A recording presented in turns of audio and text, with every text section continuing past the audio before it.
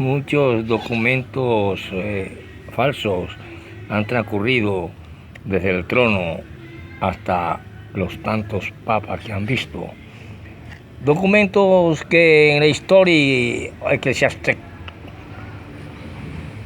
original han dado documentos falsos y sesiones falsas, como lo revela el más grande historiador eclesiástico, como es Fleury, quien habla sobre los diferentes documentos falsos que ha mantenido la Iglesia. Por bien que se hayan probado la falsedad de estos documentos, difícil es determinar con precisión la época de dicha falsificación. Por ejemplo, de Marsh, Moratori y otros sabios críticos opinan que fue compuesto en el siglo VIII, antes del reinado de Carlomagno, el Pauvre de Port Mayor Age. Dice que al referir los hechos relativos a la pregunta ¿cuándo y por quién fue fraguada la donación de Constantino?, Gosselin, director del seminario de Saint-Sulpice, dice que aunque se trate de determinar verdades, se encuentran y está probado la falsedad.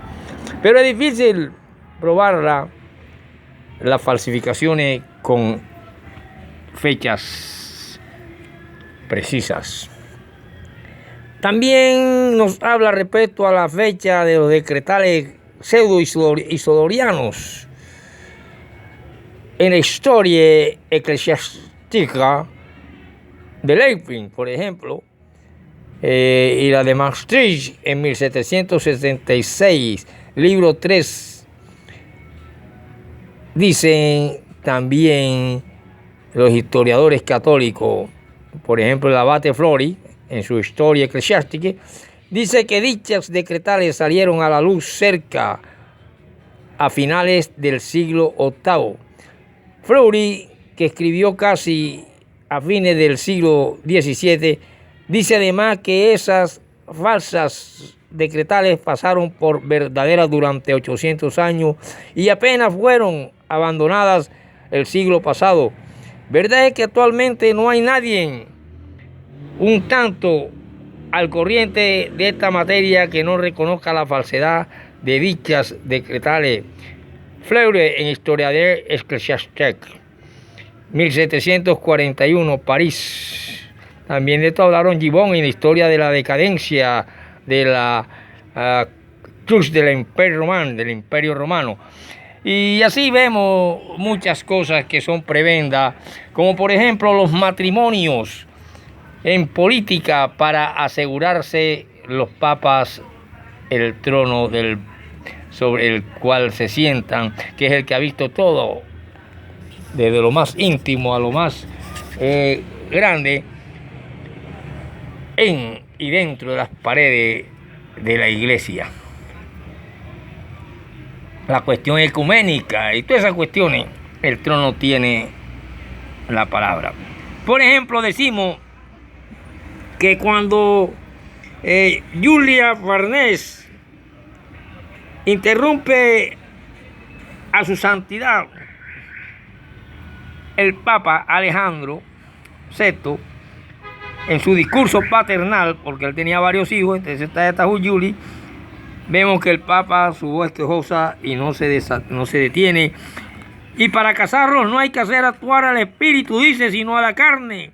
Y hace que Lucrecia, quien contemplaba un instante, le decía que eres bella y te voy a casar con esforza.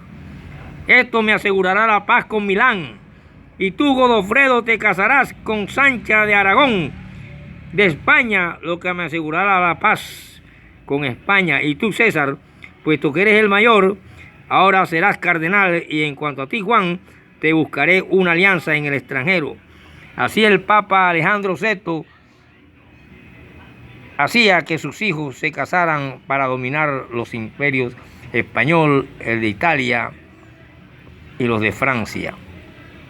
Y ahí habían oficiales de cámara viendo todo esto, mientras Alejandro hacía que con sus copas brindaran todos por los casamientos que iba a hacer de sus hijos e hijas para dominar los imperios de Italia, de España y de Francia. Y así vemos cómo han pasado por el trono tantos papas y todos han tenido que ver con la política. Se asegura que algunos bendijeron las armas de Hitler. 1941, 42, 43, 44, 45. Se asegura que han visto papas ultranacionalista, capitalista, pro esclavista y pro feudalista. ¿Y por qué no vamos a extrañar si hay un papa socialista o comunista? Pregunto yo, el profesor Robinson Ferreira. ¿Se extrañarán los beatos, los tontos, los que todo lo creen y en la esquina ya no creen?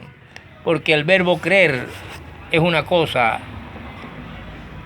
y la verdad es otra. Yo puedo creer una cosa que me diga una novia ahora aquí en esta esquina y de pronto en la otra esquina ya no lo crea. Me dice que me ama, que me quiere y de pronto volteo y está a la otra cuadra besuqueándose con otro. Así es la iglesia, así son los papas, así son los pastorcitos y pastorcitas. Mentirosos del diablo. Por lo tanto, este es el primer capítulo de los 3 o 4 que voy a preparar sobre los papas y la política. Nos vemos en la próxima clase. Y quiero responderte, ¿cómo es que te llamas tú, niña? La pulgarrecha. Ah, a ti, la pulgarrecha. ¿Cómo? No te quiero decir quién te dijo ese nombre, pero es agradable. Pulguita Recha, ¿qué es lo que más te ha gustado de literofilosofía? Profesor, la vez que usted dijo, y que creo que es cuando comenzó la cátedra de literofilosofía, y que yo vi que la podía ganar, yo, la Pulgarrecha, podía ganar esa materia, cuando usted dijo que Caín era el padre de Adán, y que no era nada de raro que Adán fuera el padre de Caín, porque en la Biblia el hijo puede ser el padre y el padre puede ser el hijo, y entre los dos dan un tercero que viene siendo el mayor de los tres. Entonces, ¿y dónde se celebró eso?